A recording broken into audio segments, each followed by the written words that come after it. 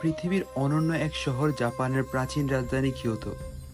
এখানে মিশে আছে হাজার বছরের ঐতিহ্য, অপূর্ব প্রাকৃতিক সৌন্দর্য এবং আধুনিক প্রযুক্তির ছোঁয়া। ধান ক্ষেত থেকে শুরু করে ফলের বাগান, ঐতিহ্যবাহী কাঠের ঘর আর আধুনিক নিরাপত্তা ব্যবস্থা, কিয়োতো তার নিজস্ব রূপে সবাইকে মুগ্ধ করে। চলুন কিয়োতোর এ অসাধারণ যাত্রায় পা রাখি।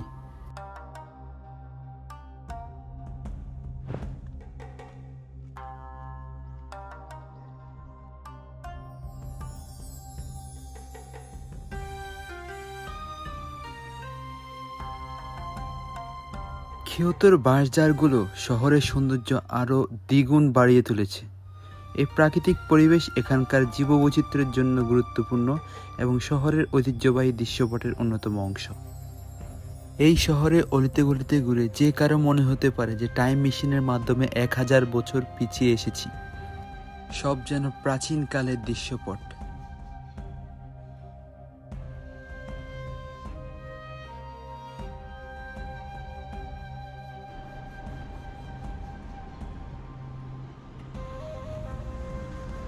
তো আমি এখন যে শহরটির মধ্যে দাঁড়িয়ে আছি, এই শহরটি হচ্ছে কিয়োতো শহর, যাকে জাপানের প্রাচীন রাজধানী বলা হয়। আর এই শহরটি পৃথিবীর মধ্যে অন্যতম একটি শহর, যে শহরের মধ্যে সকল কাঠামো, সকল বাড়িঘর, সকল দালান কোঠা সবগুলো একই সিস্টেমে, যেগুলা ইতিহাস এবং ঐতিহ্য ধরে রাখার জন্য জাপানিজরা এটা বছরকে বছর, শত বছর আগ থেকে এগুলো করে আসছে। তো মূলত আজকে এই ভিডিওতে আমরা মূলত জাপানের কিয়োতো শহরটা কেমন সেটা মূলত আপনাদেরকে এক্সপ্লোর করার চেষ্টা করব। চলুন আমরা একসাথে দেখি। আমি কিয়োতোতে নেমে যে আবহাওয়াটা বুঝতে পারলাম, যে এখানকার আবহাওয়াটা মানে এখানকার বাড়িঘরের সিস্টেম, ট্রেন থেকে দেখা যায় যে বাড়িঘরের সিস্টেমগুলো সবই একরকম। এখানে কোনো উঁচু দালান কোঠা তেমন একটা নেই বললেই চলে, কারণ এখানের রুলস আছে যে এই শহরের মধ্যে যদি কেউ বাড়ি বানাতে চায় তাহলে এই আদলে বানাতে হবে, মানে এর বেশি সিস্টেম। বা আপনি যদি উঁচু মানের বিল্ডিং তৈরি করতে চান, বা হচ্ছে আপনি যদি আরও হাইফাই বিভিন্ন মানে আপনি যদি এদের সিস্টেমের বাইরে করতে চান তাহলে আপনি পারবেন না। তো মূলত আপনারা দেখেন যে এখানকার বাড়িঘরগুলো ঠিক এখানে আরও মনে করেন যে 1000 বছর আগে যে বাড়িঘর ছিল একই আদলে ঠিক তারা এভাবে করে রাখছে, এবং কি এগুলোর বাইরে তারা যায় নাই। কি কারণে যায় না? কারণ এগুলো এমনভাবে তৈরি করে রাখছে যে যাতে পর্যটনকে মানে তারা ইয়ে করতে পারে, আকৃষ্ট করতে পারে, আর পৃথিবীর মধ্যে এমন একটা শহর হিসেবে থাকতে পারে যেটা হচ্ছে মানে তার ঐতিহ্য ধরে রাখতে পারছে আর কি। এরকম একটা শহরের মধ্যে তারা পরিণত করার জন্য মতো তাদের ইয়েটা করছে আর কি, যে প্ল্যানিংটা করছে। আর তাদের প্ল্যান অনুযায়ী তারা এখন বাস্তবিত করতেছে আজকে মানে কয়েক শত বছর ধরে। এবং কি দেখেন আপনি প্রত্যেকটা বাড়ি, প্রত্যেকটা ঘর একই সিস্টেম, কোনো আলাদা কিছু নেই। কিয়োতো শহরটা হচ্ছে মূলত আপনার ইয়ের মতো আর কি, একটা বাটির মতো। মানে আমি কেন বাটি বলতেছি, এই কিয়োতো শহরের মধ্যে যদি আপনি দেখেন, এটা হচ্ছে আপনার চারিদিকে পাহাড়। এই যে বাটি যেরকম একটা আকৃতি আছে না, যে বাটির মতো, তো এটা হচ্ছে একদম মাঝখানে অবস্থিত এরকম একটা পাহাড়, যে এটার মধ্যে চারদিকে হচ্ছে আপনার বাটির মতো ইয়ে আছে আর কি, পাহাড়গুলো আছে। যে মাঝখানে যে শহরটা, ওটার মধ্যে কিয়োতো। আর এটা শহরের আবহাওয়া, এই শহরের আবহাওয়া একটু অন্যরকম। মানে অন্যদিকে যদি গরম থাকে তাহলে এদিকে ঠান্ডা, আবার অন্যদিকে যদি ঠান্ডা থাকে তাহলে এদিকে গরম। মানে এরকম একটা সিস্টেম আর কি। এখানকার আবহাওয়া বা সিস্টেম হচ্ছে অন্য শহর থেকে আলাদা। প্রত্যেকটা মানুষের বাড়ির নিচে একটা করে হলে সাইকেল, মানে গাড়ি আর সাইকেল থাকবেই। আর আমার হাতে থাকবে একটা ছাতা। কেন ছাতা থাকবে? কারণ জাপানের আবহাওয়ার উপরে বিশ্বাস নেই।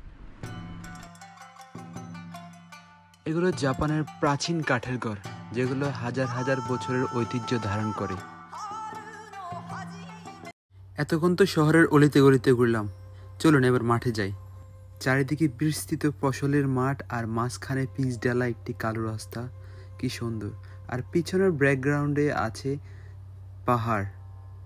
একটু আগে বলছিলাম না, কিয়োতো শহরটা হচ্ছে বাটির মতো, অর্থাৎ আপনি যেদিকে তাকাবেন সেদিকেই পাহাড়। ডানে গেলেও পাহাড়, বামে গেলেও পাহাড়, সব দিকেই পাহাড়। এরকম বিস্তৃত ফসলের মাঠ দেখলে কার না মনে হবে যে ভিতরে একটু ঘুরে আসি, কিন্তু না,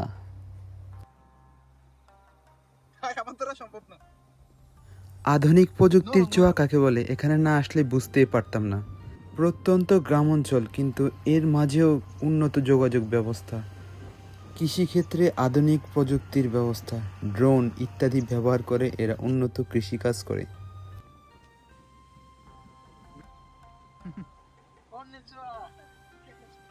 আর মাঠগুলোর দিকে একটু তাকালে আপনার কিছুক্ষণ পরে অদ্ভুত কিছু চোখে পড়বে।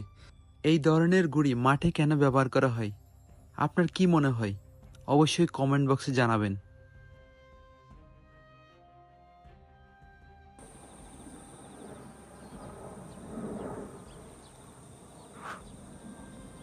আর সামনের দিকে যে ছাউনির মতো ঘরটা দেখতেছেন ওটা মূলত হচ্ছে স্ট্রবেরির বাগান। ওইখানে 2000 টাকা দিয়ে আপনি মূলত আনলিমিটেড 2 ঘন্টার জন্য স্ট্রবেরি খেতে পারবেন। আমরা আবারও প্রাচীনতম সৌন্দর্যের দিকে একটু ফিরে যাব। চোখের দেখায় শত শত বছরের পুরাতন ঘরগুলো হলেও এখানে উন্নত প্রযুক্তি এবং নিরাপত্তা এতটাই ভাবে বিস্তৃত যে এখানে ঢুকতেও ভয় করতেছে। যদিও এটি শহর থেকে একটু দূরে, তারপর এখানে প্রত্যেকটা বাড়ির নিচে একটা করে গাড়ি থাকবেই।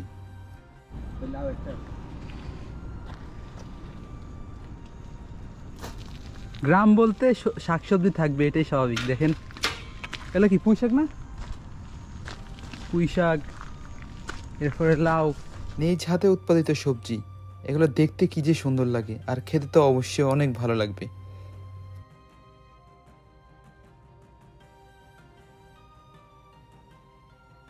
বলতে না বলতে আমাদের খাওয়া দাওয়া পর্ব শেষ করে আমরা এখন বের হবে বাজারের উদ্দেশ্যে।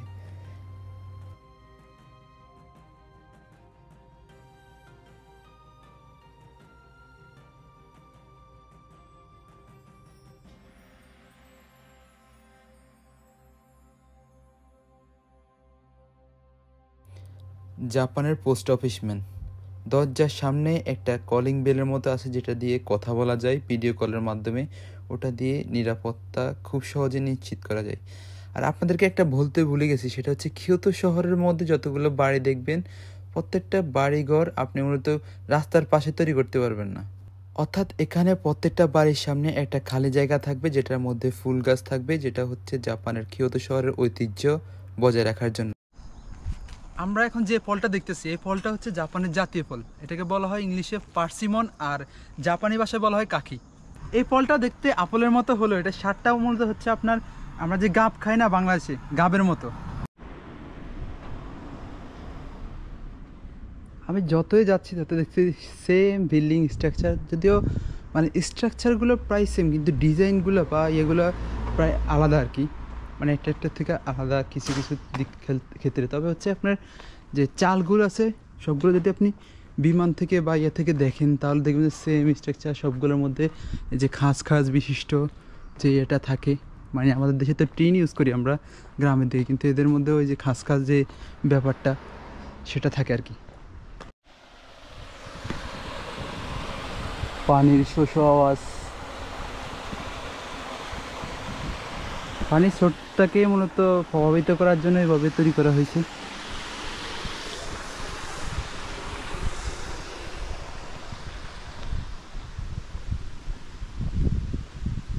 দেখেন কত শৌখিন হতে পারে এরা জাপানিজরা, যেখানে বিভিন্ন পুতুলের ইয়া,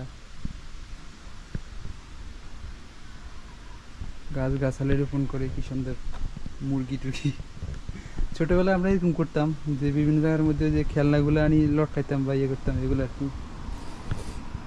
যতই গরিব হোক না কেন ওদের একটা গাড়ি থাকবে আর কয়েকটা সাইকেল থাকবে, মানে লোক হিসেবে প্রত্যেকে একজন মানে একটা করে সাইকেল থাকবেই। আপনি দেখেন প্রত্যেকটা বাড়ির মধ্যে সাইকেল আছে, গাড়ি আছে।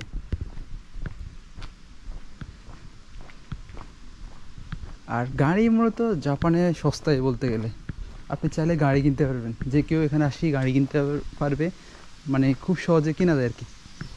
আর এই তো আমি কিয়োতোর একটা গ্রান পাচ্ছি আর কি, কি সুন্দর মাটির গ্রান। কিয়োতো যে একটা গ্রামীণ শহর এটা মানে এখন বোঝা যাচ্ছে আর কি, যেখানে বাঁশ গাছ আছে। আরাশি আমার একটা বিখ্যাত জায়গা, ওখানেও কিন্তু বাঁশ ঝাড় আছে, বিভিন্ন ইয়ে আছে। তো এখানে যে একটা শোষা আওয়াজ শুনতে পাচ্ছি, ক্যামেরাতে শোনা যাচ্ছে কিনা আমি জানি না।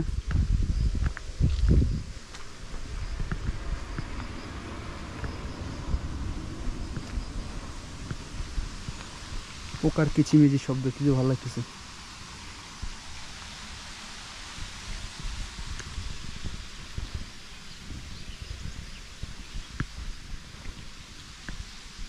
এটা মনে হয় কোনো প্রার্থনারই আর কি, মাদার টাইপের কিছু একটা হতে পারে। জাপানিদের ধর্মীয় বিশ্বাস বিভিন্ন ধরনের বিভিন্ন টাইপের আছে, আপনার শিন্তো ধর্ম, বৌদ্ধ ধর্ম, প্রত্যেকটা বাড়ির মধ্যে সিসি ক্যামেরা বিভিন্ন, মানে গ্রাম সাইড হলে কি হবে, এখানে কিন্তু কড়া নিরাপত্তা। আপনারা এখন যে পোস্টারগুলো দেখতেছেন এটা মূলত হচ্ছে জাপানের রাজনৈতিক যে পোস্টারগুলো এভাবে হয় মূলত। এটা নির্দিষ্ট কোনো স্থানে এভাবে পোস্টার লাগানো হয়, মানে এই স্থানের বাইরে কোথাও পোস্টার লাগানো হয় না। আমাদের দেশে হলে তো যত্র যত্র যেখানে সেখানে পোস্টার লাগানো হয়। এটা নির্দিষ্ট কিছু স্থান নির্দিষ্ট করা থাকে সিটি কর্পোরেশন থেকে। এগুলো হচ্ছে মূলত জাপানিজ চা এক ধরনের, যেগুলো বলা হয় মাচা।